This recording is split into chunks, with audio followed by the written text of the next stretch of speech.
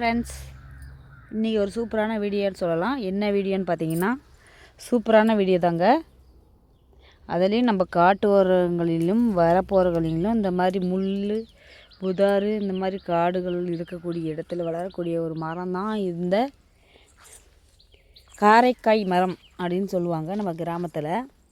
கிட்டத்தட்ட இது எங்கே இருக்குதுன்னு பார்த்தீங்கன்னா, நம்ம வில்லேஜில் அந்த என்ன சொல்கிறது, பெரிய பெரிய வரப்புங்கள்லாம் இருக்குங்க இல்லையா, அந்த ஊர் ஓரங்களில் ப்ளஸ் இந்த நிலத்தில் பாறை இடுகளில் தான் அந்த மரம் வளருது. கிட்டத்தட்ட இது செடியாகவே இருக்கும். செடியாக இருந்தது கொஞ்சமாக மரமாக வரும். பட் இதில் அதிகமான முள் இருக்குது. ஓவர் முள்ளுங்க, கை வச்சவே கிழிக்கக்கூடிய முள். இங்கே பாருங்கள்.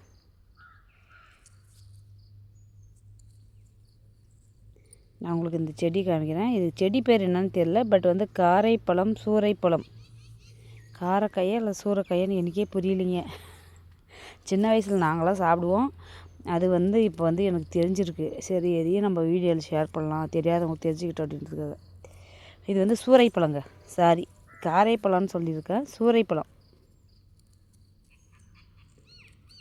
பாருங்க, பிளாக்காக இருக்கும்.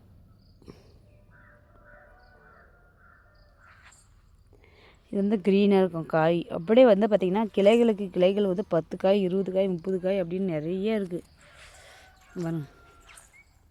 மேலெல்லாம் பார்த்திங்கன்னா நிறைய காய் வச்சுருக்கு பாருங்கள். ஃபுல்லாக இதெல்லாம் காயே மேலேருந்து கீழே வரைக்கும். இது மோஸ்ட்லி மனிதர்கள் அவ்வளோவா சாப்பிட மாட்டாங்க. ஏன்னா நிறைய பேருக்கு இது கிடைக்காது. ஓகேங்களா, காட்டில் இந்த பெரிய பெரிய நிலத்து பக்கத்தில் ஒரு 10-15 ஏக்கரை வச்சுருக்கவங்க ஓரம் தான் கிடைக்கும். மோஸ்ட்லி யாரும் வில்லேஜ் சைடில் இருக்கிறவங்கள யாரும் இதை சாப்பிட மாட்டாங்க. அதாவது அணில், குருவி, கிளி இந்த மாதிரி ஐட்டம் தான். அதாவது மோஸ்ட்லி அணில் தாங்க அதிகமாக சாப்பிடுது இது எனக்கு தெரிஞ்சு. குருவிங்க, அணில். இது டேஸ்ட் பார்த்திங்கன்னா நல்லா புளிப்பாக இருக்கும், லைட்டாக ஸ்வீட்டாக இருக்கும். புளிப்பும் ஸ்வீட்டும் கலந்தது நல்லாயிருக்கும் ஆனால் சாப்பிட்றதுக்கு. பிளாக்காக தான் இருக்குங்கண்ணா. ஒரு டைம் பார்த்திங்கன்னா சைஸ் இது காயே பெரிய பெருசாக இருக்கும் பழமே. இது கொஞ்சம் சின்ன செடி, உள்ளே ஒன்றும் பெரிய செடி நிறைய இருக்குது. இந்த நிலம் பராமரிப்பாங்க இல்லைங்களா, அப்போ நம்ம இதெல்லாம் வெட்டி போட்டுருவாங்க செடியே.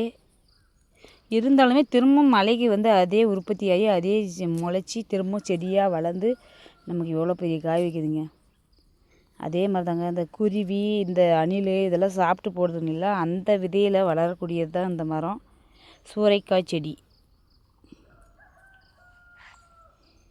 இது இன்னும் கொஞ்சம் போன வருஷம்லாம் பார்த்திங்கன்னா நிறைய இருந்துச்சுங்க, பயங்கரமான சைஸில் இருந்துச்சு. இப்போ ரொம்ப சின்ன சின்னதாக இருக்குது. நான் தூரமாக நின்று பார்த்தேங்க இந்த செடியை. சரி, நம்ம இது வீடியோவில் அப்லோட் பண்ணலாமே, எல்லோரும் தெரியாதவங்களுக்கு பார்க்கட்டுமே அப்படின்னு யோசித்தேன்.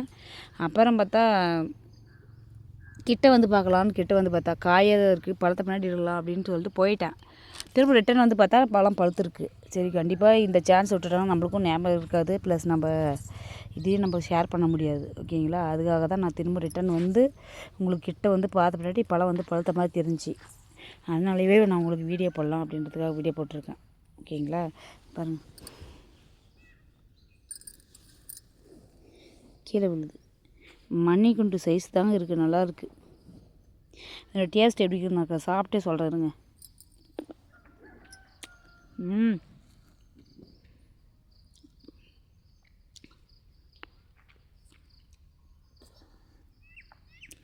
டேஸ்ட்டு சூப்பராக இருக்குங்க.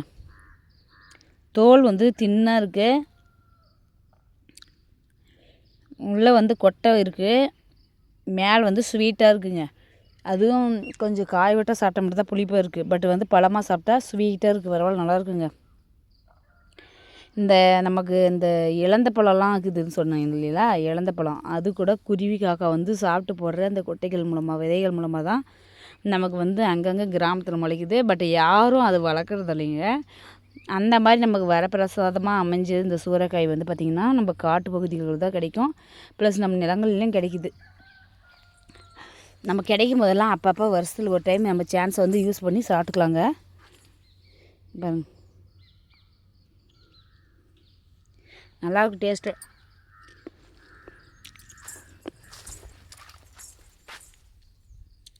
செடி பாருங்கள், சின்ன மரம் தான், நிறைய காய் இருக்குது. உங்களுக்கே தெரியுதுங்களா?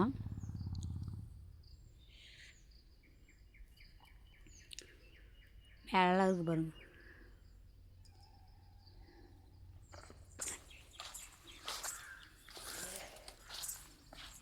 இன்னும் பெரிய செடின்னு தான் உங்களுக்கு காமிக்கணும்னா, நல்ல காய் நல்லா சரியாக சைஸ் இருக்குங்க.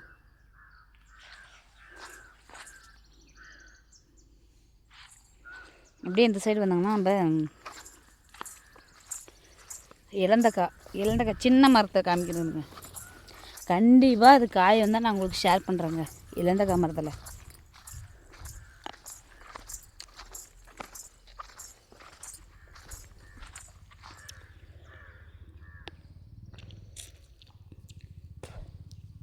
கொட்டை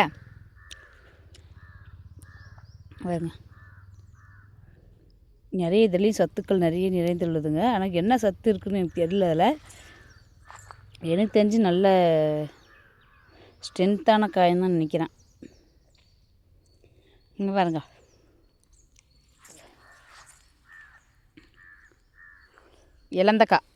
இலந்தக்காய் முள் செடி.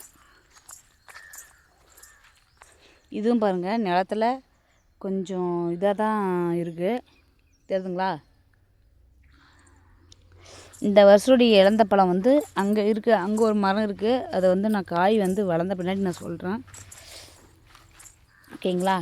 இந்த சூறைக்காய் பழம் உங்களுக்கு பிடிச்சிருந்தா நம்ம சேனலை வந்து லைக் பண்ணிக்கோங்க, ஷேர் பண்ணிக்கோங்க, கமெண்ட் பண்ணிக்கோங்க. மீண்டும் நாளை சூப்பரான வீடியோவுடன் உங்களை சந்திக்கும் வரை உங்களிடமிருந்து விடைபெறுவது உங்கள் ஐஸ்வர்யா. டேக் கேர், பாய்.